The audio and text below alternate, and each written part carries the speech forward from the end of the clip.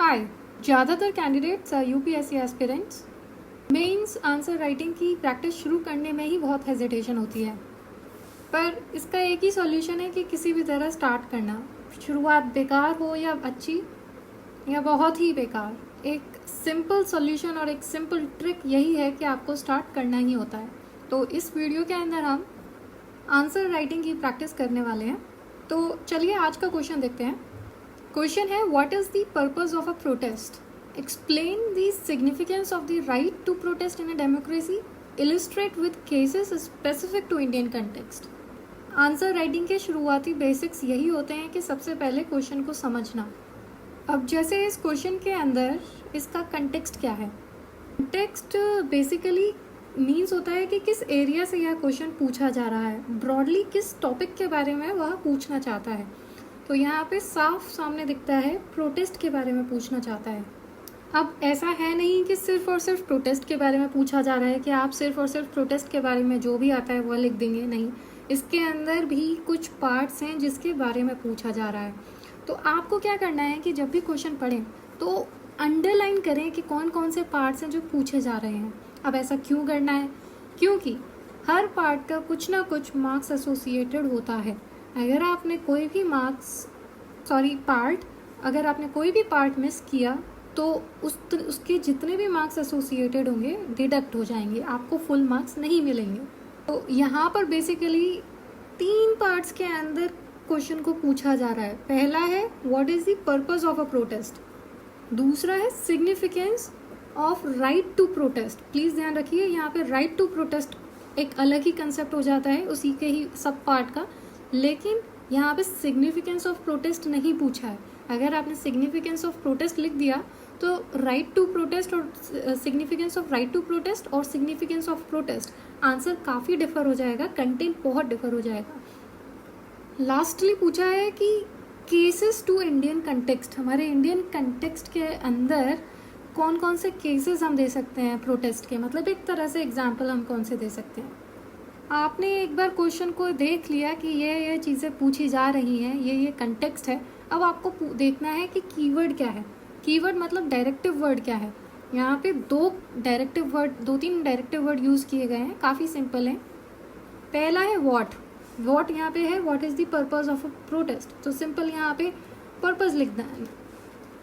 फिर बात आती है आपकी एक्सप्लेन दूसरा कीवर्ड और डायरेक्टिव वर्ड यूज़ किया गया है जिसका अपने आप में सेल्फ एक्सप्लेनेटरी है कि इसके अंदर नॉर्मल जो चीज़ें पूछी है वो उनको डिस्क्राइब करके लिख देना है।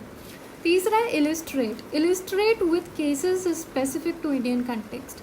तो इलिस्ट्रेट का मतलब ये हो जाएगा कि आपको एग्जाम्पल्स देने हैं इसके, उसको थोड़ा सा इवेंट्स के साथ जोड़ के एक्सप्लेन करना है जो भी प्रोटेस्ट के बारे में।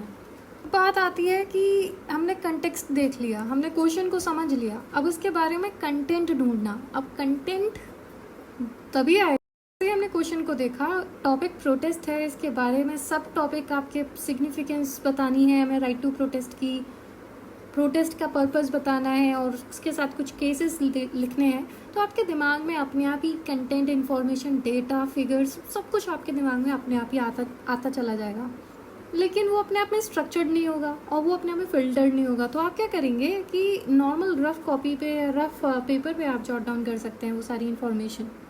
शुरुआती दौर में बहुत ज़्यादा टायरिंग हो जाता है, लेकिन जैसे जैसे आप प्रैक्टिस करेंगे वैसे वैसे आपकी मसल मेमोरी बनती जाती है और उसकी वजह से ये आंसर राइटिंग और इजी हो जाती है।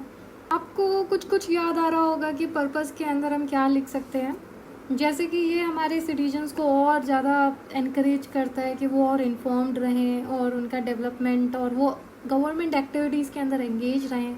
और प्रोटेस्ट हमारा रिप्रेजेंटेटिव डेमोक्रेसी है उसको और स्ट्रॉन्ग करता है।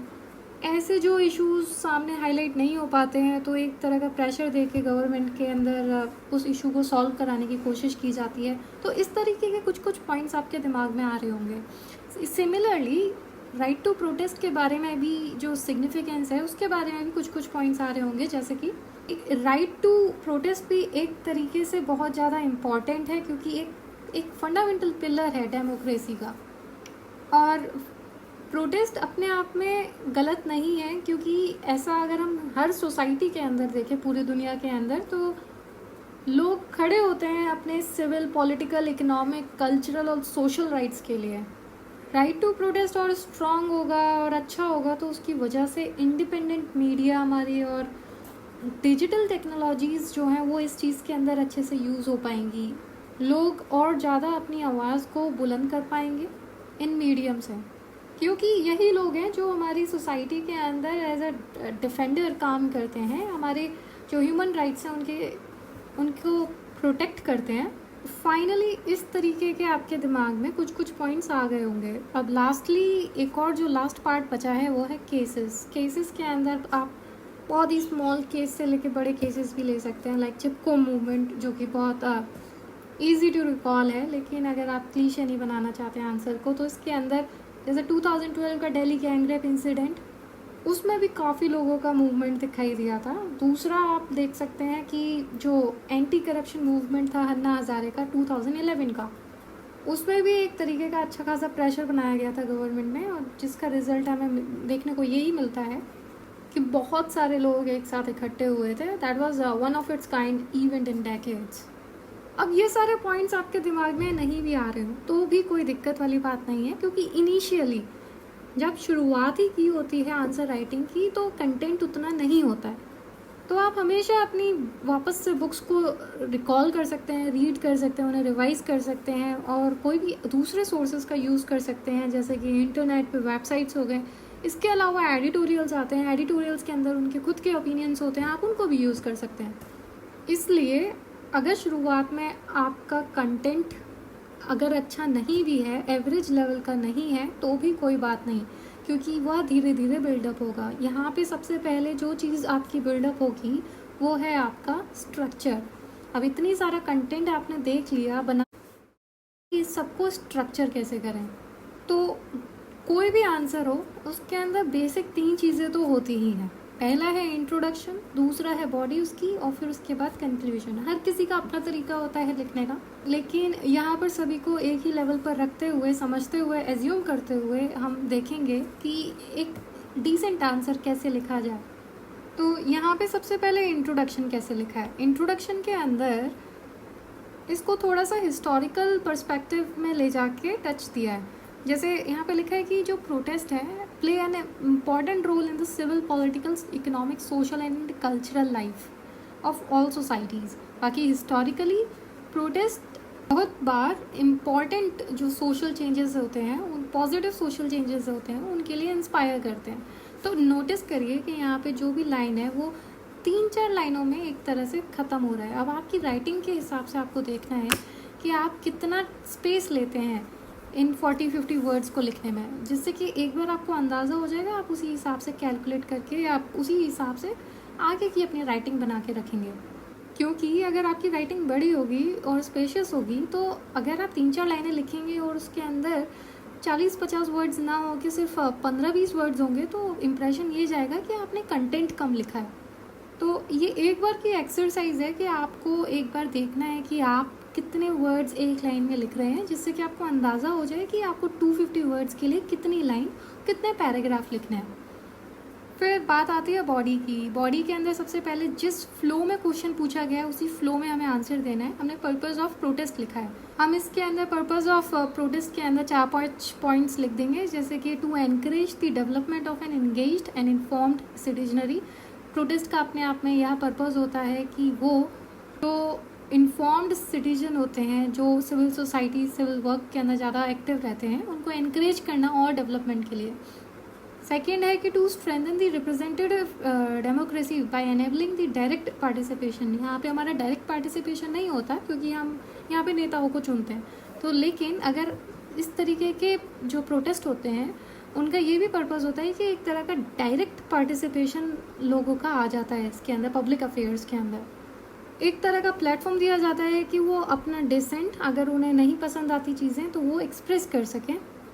और फोर्थ, जो भी उन्हें फ्लॉज दिखाई दे रहे हैं पब्लिक का, जो भी चीज़ें हैं उनके अंदर, तो वो अपने जो व्यूज़ हैं, ओपिनियन है, वो शेयर कर सकें, बाकी उनको रेक्टिफाई कर सकें जो भी प्रॉब्लम्स हैं।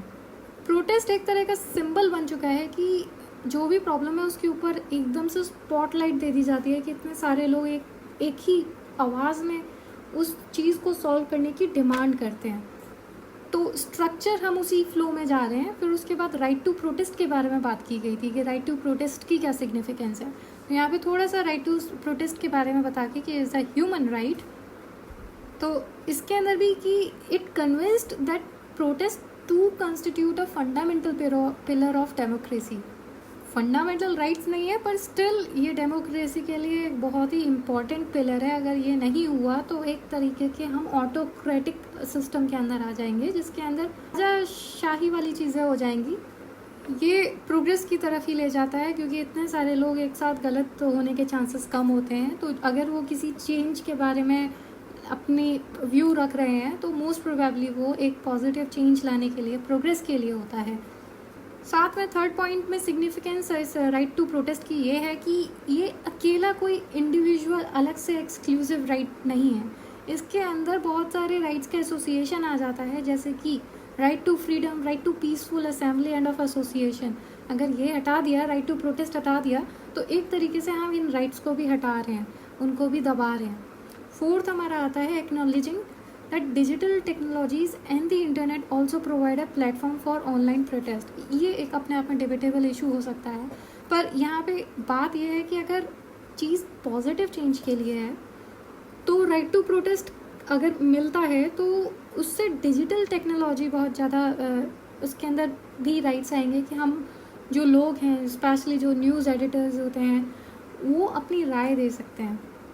लास्टली जो भी लीगल पॉलिसीज़ और लॉ इन्फोर्समेंट मेजर्स होते हैं कि किसको किस तरह से किस जुर्म में जेल के अंदर रखना है, तो उनको रैशनलाइज करवा सकता है, क्योंकि इसके अंदर फ़िल्टर हो सकता है कि अगर कोई पीसफुल प्रोटेस्ट कर रहा है, किसी कॉज के लिए कर रहा है, पॉजिटिव चेंज के लिए कर रहा है, तो उसकी आवाज़ को दबाया ना जाए। तो इस वजह से जो भी पॉलिसीज़ होती हैं वो अपने आप में मोल्ड हो जाती हैं, उनके अंदर चेंजेस लाए जा सकते हैं। अगेन क्वेश्चन को देखते हुए, उसके फ्लो को देखते हुए 2 पार्ट्स हमारे कंप्लीट हुए हैं। थर्ड जो लास्ट पार्ट क्वेश्चन का है वो है केस स्टडीज़। केस स्टडीज़ के अंदर हम 1-2 केस स्टडीज़ दे सकते हैं, नाम मेंशन कर सकते हैं और प्लस थोड़ा सा 1-2 ब्रीफिंग दे सकते हैं।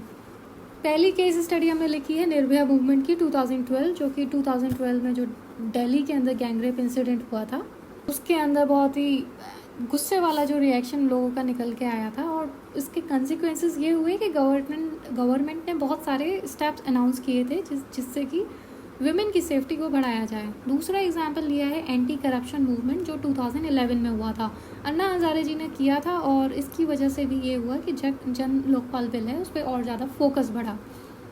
तो इस तरह से हमारा स्ट्रक्चर बना है। नॉर्मल डिसेंट इंट्रो हो गया, बॉडी अब ये भी हो गया। अब कंक्लूजन की बारी आती है। कंक्लूजन के अंदर हम देखेंगे कि इसको भी काफ़ी तरीके से लिखा जा सकता है, लेकिन इस क्वेश्चन के अंदर हमने किस तरह से लिखा है, इसमें थोड़ा सा विजनरी पर्सपेक्टिव डाल के लिखा गया है कि during points of wide spread tension और controversy within a society it is important for government institutions to recognise this right and importance of protest. As you can notice ये भी जो इंट्रोडक्शन की तरह ही 3-4 लाइनों के अंदर बाइंड अप है।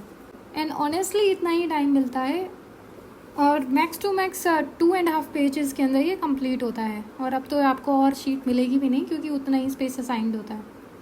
अब इम्पॉर्टेंट इसके अंदर 2-3 चीज़ें आती हैं कि आप एक तो अंडरलाइन करें जो भी कीवर्ड्स हैं जिसके अंदर आप चाहते हैं कि एग्जामिनर अटेंशन दे। दूसरी बात कि स्ट्रक्चर इस तरीके से बना होना चाहिए कि नीट एंड क्लीन हो।